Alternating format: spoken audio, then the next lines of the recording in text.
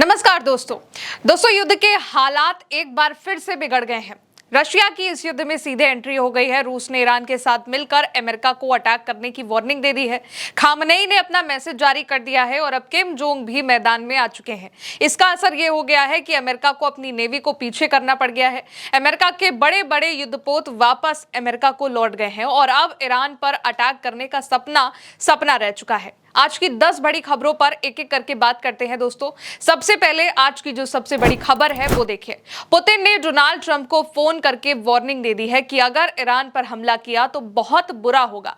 भारतीय समय के मुताबिक रात करीब 10 से लेकर 12 बजे के बीच पुतिन और डोनाल्ड ट्रंप के बीच फोन कॉल पर बात होती है और खास तौर से ये बातचीत तब हो रही है जब अब्बास अराक्ची कुछ वक्त पहले ही रशिया गए थे पुतिन से बात करने के लिए और अब तब भी पुतिन ने यह कहा था कि वो ईरान के साथ में खड़े हैं और इस युद्ध के खिलाफ हैं। और इस युद्ध में शुरू से यही देखा गया है कि लगातार रशिया ने ईरान पर अटैक को गलत बताया है और अमेरिका के खिलाफ रशिया का स्टेटमेंट रहा है। ईरान के साथ हमेशा पुतिन खड़े रहे हैं, लेकिन अब ऑफिशियली ईरान के साथ रशिया आ चुका है और पुतिन ने ट्रंप को साफ साफ ये वार्निंग दे दी है कि अगर अमेरिका अटैक करने की सोच रहा है कि अगर वो ईरान पर अटैक करेगा तो उसको इसका अंजाम भी भुगतना होगा, जो कि बहुत ही बुरे अंजाम होंगे। दूसरी बड़ी खबर पर आते हैं दोस्तों। कच्चे तेल की कीमतें आसमान छू रही हैं। ब्रेंट क्रूड कच्चे तेल की कीमतें इस वक्त तेजी से बढ़ गई हैं और करीब $126 प्रति बैरल को पार कर गई हैं। बुधवार के मुकाबले ये करीब 7% बढ़कर $126.20 प्रति बैरल पहुंच गया है। 8 मार्च 2022 ये वो वक्त था जब तेल की कीमत $127.98 प्रति बैरल थी। उसके बाद से ये सबसे ज्यादा कीमत है। पिछले हफ्ते तेल की कीमत करीब $100 के पास थी। लगातार स्ट्रेट ऑफ हॉर्मुज बंद होने के बाद तेल के दाम आसमान छू रहे हैं और इससे अमेरिका को सबसे ज्यादा घाटा हो रहा है। अमेरिका का मार्केट इस वक्त बहुत बुरी हालत में है, बहुत बुरी कंडीशन में है। और यही नहीं, ईरान ने वार्निंग भी दी हुई है कि अभी ये केवल 127 है, आने वाले वक्त में ये तेल के दाम 140 बैरल तक पहुंचने वाले हैं। और इसी के बाद डोनाल्ड ट्रंप पर अब हॉर्मुज का प्रेशर और बढ़ता चला जा रहा है। ईरान के स्पीकर गालिबाफ ने कह दिया है कि 3 दिन बीत गए हैं, कोई कुआं नहीं फटा है, हम इसको बढ़ाकर 30 कर सकते हैं और यहां कुएं का लाइव प्रसारण कर भी सकते हैं। और ये उस तरह की बेतुकी सलाह है जो कि अमेरिकी प्रशासन को बेसेंट जैसे लोगों से मिलती है, जो नाकाबंदी के सिद्धांत को बढ़ावा देते हैं और तेल की कीमत को $120 से ऊपर तक ले गए हैं। अगला लक्ष्य $140 होगा। मुद्दा सिद्धांत नहीं, मानसिकता है। यानी कि ईरान ने साफ कह दिया है कि अगर अमेरिका इसी तरीके के बिहेवियर में रहेगा तो वो दिन दूर नहीं है जब आज $126 प्रति बैरल का जो तेल है कच्चा, वो 140 क्रॉस कर जाए। तीसरी बड़ी खबर पर आते हैं दोस्तों। ईरान के सर्वोच्च नेता मुश्तबा खामनेई ने अपना मैसेज दे दिया है। मुश्तबा ने अपने संदेश में कहा है कि हम और फारस की खाड़ी और ओमान सागर के पार बसे हमारे पड़ोसी एक ही नियति साझा करते हैं। हजारों किलोमीटर दूर से लालच भरी मंशाओं के साथ आने वाले विदेशियों के लिए यहाँ पर कोई जगह नहीं है सिवाय इसके जल की गहराई में। ईश्वर की कृपा और प्रतिरोध की नीतियां और सशक्त ईरान की रणनीति के माध्यम से प्राप्त विजयों की ये श्रृंखला एक नई क्षेत्रीय और वैश्विक व्यवस्था के उदय का प्रतीक होगी। आगे कहा है खामनेई ने कि 10 करोड़ गर्वित ईरानी हमारी राष्ट्रीय राजधानी की रक्षा करेंगे, नैनो, बायो, परमाणु और मिसाइल तकनीक से ठीक उसी तरह जैसे हम अपनी भूमि, समुद्र और हवाई सीमाओं की रक्षा करते हैं। तो ये एक बहुत बड़ा मैसेज आज दिया गया है ईरान की ओर से, खासकर ईरान के सुप्रीम लीडर मुश्तबा खामनेई की ओर से। लगातार मुश्तबा खामनेई ईरान की जनताओं के बीच में अपना मैसेज समय समय पर देते हैं और आज एक बड़ा दिन है और इस बड़े दिन पर उन्होंने एक नया मैसेज दिया है। चौथी बड़ी खबर पर आते हैं दोस्तों। दुनिया का सबसे बड़ा aircraft carrier USS Gerald R Ford अब 300 दिनों से ज्यादा की रिकॉर्ड तैनाती के बाद वापस अमेरिका लौटने वाला है और इसके अलावा अमेरिका के 3 और युद्धपोत वापस अमेरिका जा रहे हैं। अमेरिकी अधिकारियों के मुताबिक ये जहाज आने वाले दिनों में मिडिल ईस्ट में निकलेगा और 15 मई तक वर्जीनिया स्थित अपने होम पोर्ट पर पहुंच जाएगा। इस जहाज की तैनाती बेहद खास रही है क्योंकि इसने ईरान के खिलाफ युद्ध में हिस्सा लिया और वेनेजुएला के नेता निकोलस मादुरो को पकड़ने वाले सैन्य ऑपरेशन में भी ये शामिल रहा है। ये तैनाती जून में शुरू हुई थी जब जहाज वर्जीनिया के नेवल स्टेशन नॉरफॉक से रवाना हुआ था और करीब 10 महीने तक लगातार अलग अलग इलाकों में एक्टिव भी रहा। शुरुआत में इसको भूमध्य सागर में पहुंचाया गया, फिर अक्टूबर में ये कैरेबियन सागर की ओर भेजा गया। और इसने मादुरो को पकड़ने में ऑपरेशन में हिस्सा भी लिया, वेनेजुएला के राष्ट्रपति को। इसके बाद जब ईरान के साथ तनाव बढ़ा, ईरान के साथ युद्ध शुरू हुआ, तो इसको मिडिल ईस्ट की ओर भेज दिया गया। मिडिल ईस्ट में अमेरिका ने अपने वॉरशिप को उतार दिया। शुरुआती दिनों में ये भूमध्य सागर से ऑपरेशन कर रहा था, फिर स्वेज नहर पार कर मार्च की शुरुआत में लाल सागर पहुंच गया। और इसी दौरान जहाज के एक लॉन्ड्री हिस्से में भी बीते दिनों आग लगी थी, जिसकी वजह से वापस इसको भूमध्य सागर लौटाकर मरम्मत करानी पड़ी थी, जिसमें काफी दिन भी लगे थे। और इस घटना से जहाज पर मौजूद सैकड़ों सैनिकों को रहने की जगह की दिक्कत भी हो गई थी, उनको जगह नहीं मिल रही थी। और अब अमेरिका ने वापस अपने वॉरशिप को अमेरिका बुला लिया है। इसका साफ मतलब यही है कि अमेरिका पीछे हट रहा है, क्योंकि अब तक अपने वॉरशिप्स को वो मिडिल ईस्ट में तैनात कर रहा था कि हम ईरान पर अटैक कर सकते हैं, ईरान पर अपने ऑपरेशन, सैन्य ऑपरेशन शुरू करेंगे। और इसीलिए इन युद्धपोतों को, दुनिया का सबसे बड़ा ये युद्धपोत है यूएसएस जेराल्ड, इसको भी तैनात किया गया था, लेकिन अब इसको वापस बुलाया जा रहा है। और केवल एक को नहीं, खास बात यह है कि अमेरिका अपने और भी वॉरशिप्स को वापस अब मिडिल ईस्ट से अमेरिका की ओर बुला रहा है। अब पांचवी बड़ी खबर पर आते हैं दोस्तों। अमेरिका के रक्षा सचिव से उनका इस्तीफा मांग लिया गया है। अमेरिका के डेमोक्रेटिक सांसद पैट रेयान ने कुवैत में तैनात 6 अमेरिकी सैनिकों की ईरानी ड्रोन हमले में हुई मौत पर रक्षा सचिव पीट हेग्सेथ को भयंकर सुना दिया है, इस्तीफा मांग लिया है। रेयान ने सवाल किया है और उठाया है कि क्या खुफिया एजेंसियों ने उस जगह को पहले से डिटेक्ट नहीं किया था, क्या चिन्हित नहीं किया था, क्या उन्हें यह तक नहीं मालूम था कि ईरान यहां पर अटैक कर देगा। और अगर उन्हें यह बात मालूम थी तो अमेरिका के रक्षा मंत्री ने अपनी सेना को मरने के लिए छोड़ दिया था। यही नहीं, सांसद पैट रेयान ने पीट हेगेस्ट से यह भी पूछा है, यह भी बात कही है कि इतने रिस्क के बाद अमेरिका के सैनिकों को तैनात किया गया था, पूछा फिर भी आपने 103वीं स्टेटमेंट कमांड के हमारे सैनिकों को वहां भेजा, क्या ये सच है या फिर झूठ है। हेग्सेथ ने कहा कि सेना ने बलों की सुरक्षा के लिए उपाय किए थे और कहा कि शहीदों को हर दिन हम याद भी करते हैं, लेकिन उन्होंने यहां पर सारे लापरवाही के दावों को खारिज कर दिया। रेयान ने आरोप लगाया कि अमेरिका के सैनिक ड्रोन हमलों के लिए पूरी तरीके से तैयार तक नहीं थे और इसीलिए हेग्सेथ को कम आंकने का आरोप उन्होंने लगाया है और उनके इस्तीफे की मांग करी है कि ऐसे रक्षा सचिव से बेहतर है कि पीट हेग्सेथ अपना इस्तीफा देकर यहां से चले जाए। अब यहां पर जिस कुवैत अटैक की बात करी गई है वो हम आपको बता देते हैं। 1 मार्च को पोर्ट शुआइबा कुवैत में एक सिविलियन बंदरगाह में अमेरिका ने अपने टैक्टिकल ऑपरेशन सेंटर्स को बना रखा था और ये अमेरिका का मुख्य बेस था, कैंप आरिफिजान, जो कि उससे कुछ ही किलोमीटर पे दूर था। यहां पर ईरान की तरफ से एक बहुत बड़ा ड्रोन अटैक किया गया था अमेरिका के एयर डिफेंस को चकमा देकर और इस कमांड सेंटर को निशाना बनाया गया था। इतना भयानक अटैक हुआ था कि अमेरिका के 6 ट्रूप्स, अमेरिका के 6 सैनिक तुरंत मारे गए और कई सैनिक इसमें घायल भी हुए। अमेरिका की बुरी तरह फजीहत हुई दुनिया भर में और बाद में पता चला कि अमेरिका के जो सेंटर है उसमें कोई ठोस ओवरहेड प्रोटेक्शन नहीं था। शेड पड़ा हुआ था, खप्पर पड़ा हुआ था जहां पर सैनिक थे। यहां तक कि बेसिक कंक्रीट वॉल्स के अलावा कोई भी एडवांस डिफेंस जैसे कि ड्रोन नहीं था, काउंटर ड्रोन, काउंटर रॉकेट, ये सारी चीजें नहीं थी और फिर भी अमेरिका के ट्रूप्स वहां पर तैनात थे। और ये पूरी लापरवाही सेंटकॉम की, खासकर अमेरिका के रक्षा सचिव जो है पीट हेग्सेथ, उनकी ओर से छिपाई गई और इसी को लेकर अब उनसे इस्तीफा मांगा गया है कि आपके रहते हुए, आपके रक्षा सचिव के कार्यकाल में अमेरिका के सैनिकों की बहुत बुरी हालत हो चुकी है, अमेरिका की बहुत बुरी हालत हो चुकी है, इसलिए आपको अपना इस्तीफा दे देना चाहिए। छठी खबर पर बढ़ते हैं दोस्तों। छठी खबर, सबसे बड़ी खबर यह है कि ईरान जंग में अमेरिका के 2108 लाख करोड़ रुपए स्वाहा हो गए हैं। $25 बिलियन अमेरिका के फूंक दिए ईरान ने।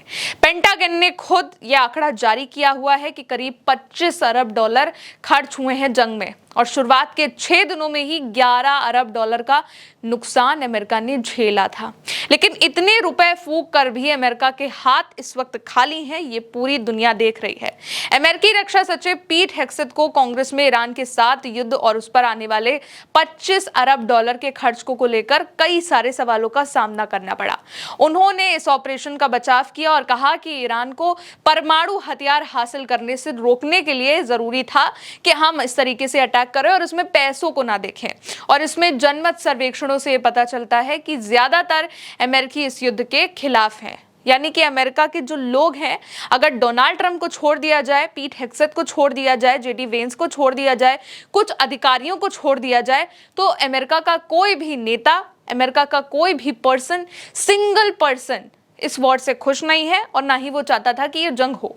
अब पेंटागन के एक वरिष्ठ अधिकारी ने ये बताया हुआ है कि ईरान में अमेरिका के युद्ध पर अब तक 25 अरब डॉलर खर्च हो चुके हैं और ये इस संघर्ष के लिए सेना द्वारा किए गए खर्च का पहला आधिकारिक अनुमान है, जो कि बहुत बड़ा है। CNN की रिपोर्ट जब सामने आती है जो बता रही है कि अमेरिका की सेना असल आंकड़ा छुपा रही है, यानी कि ये भी छुप रहा है।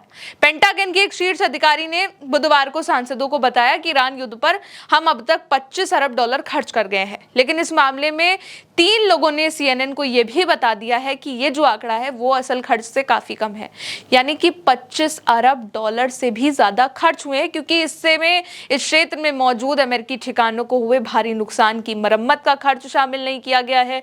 और अगर अमेरिकी सैन्य ठिकानों के रीडेवलपमेंट और तबाह हुई संपत्तियों को बदलने के खर्च को भी अगर इसमें जोड़ दिया जाए तो असल खर्च का अनुमान 40 से 50 अरब डॉलर के करीब पहुंच सकता है, जो कि बहुत बड़ा आंकड़ा है।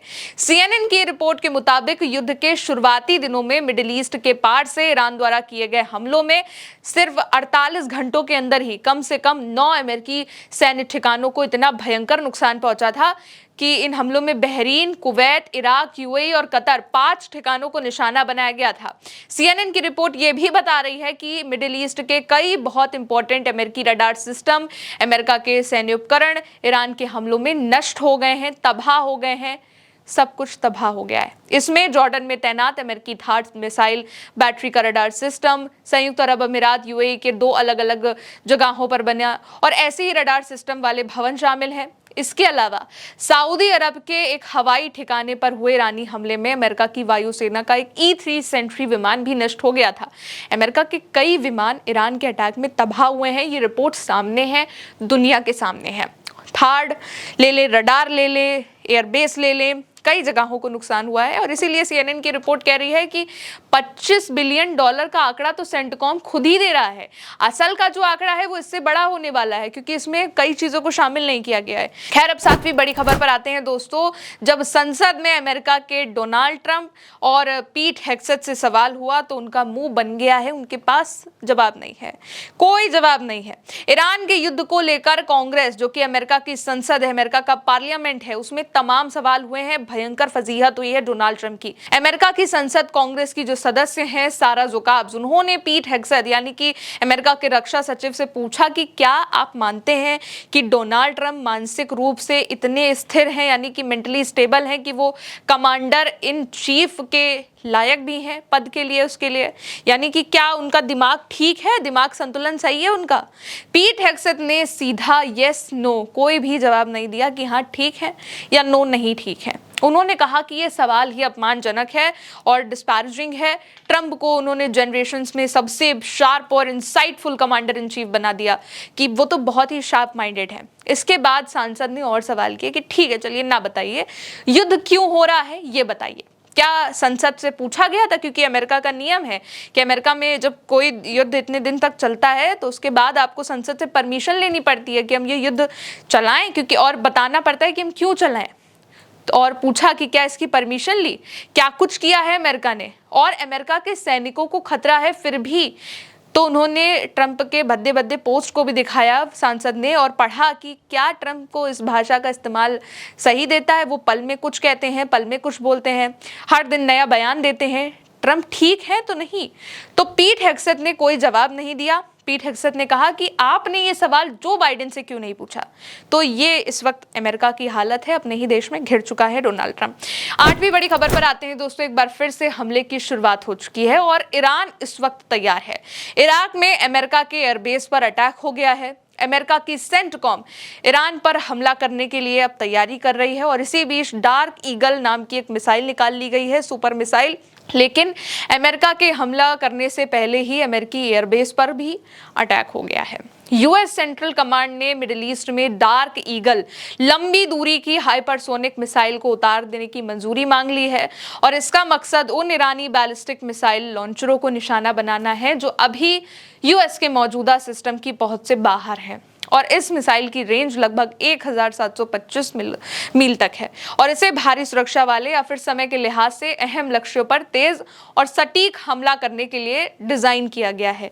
अगर मंजूरी इसकी मिल जाएगी तो ये सिस्टम की पहली ऑपरेशनल तैनाती होगी, अब तक नहीं हुई है, जिसे अभी पूरी तरीके से तैयार घोषित भी नहीं किया गया है। हर अमेरिकी मीडिया रिपोर्टरों के मुताबिक अमेरिका के राष्ट्रपति ट्रंप को ईरान के संबंध में नए सैन्य विकल्पों के बारे में जानकारी दी जाएगी, जिसमें बातचीत में आई गतिरोध को तोड़ने के लिए ईरान के बुनियादी ढांचे को निशाना बनाकर कम समय में की जाने वाली लेकिन शक्तिशाली सैन्य कार्रवाई की संभावित योजनाएं भी शामिल होंगी।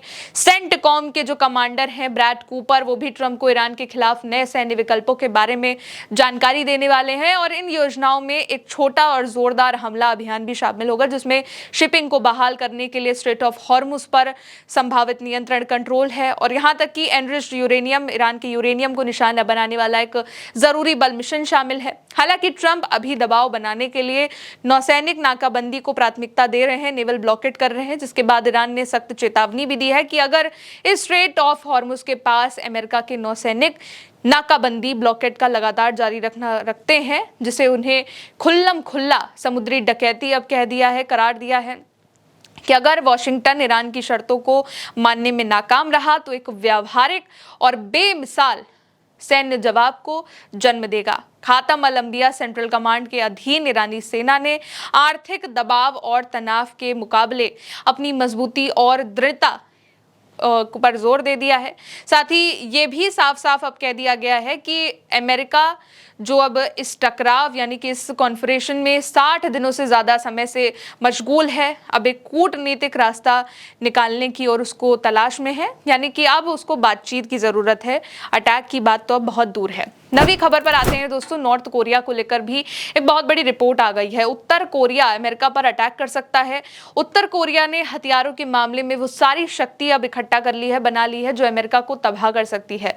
उत्तर कोरिया के पास वो सारे शक्तिशाली हथियार हैं जो अमेरिका को खत्म कर सकते हैं।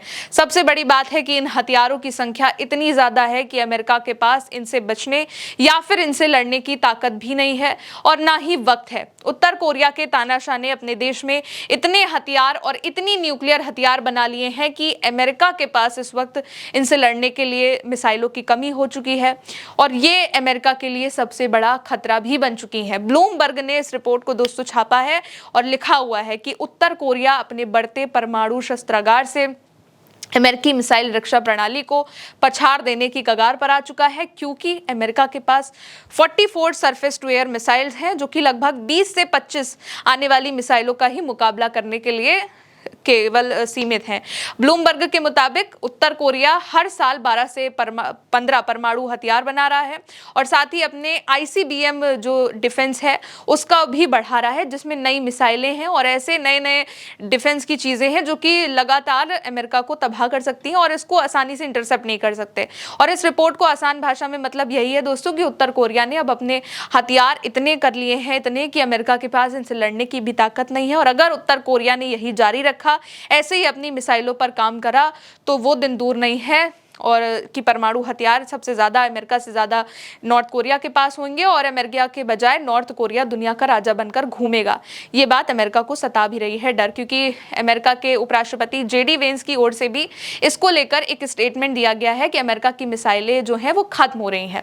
खैर, अब 10वीं बड़ी खबर में आते हैं। ईरान में जगह जगह प्रदर्शन हुआ है। ईरान ने अपनी पावरफुल मिसाइल और ड्रोन को निकालना शुरू कर दिया है।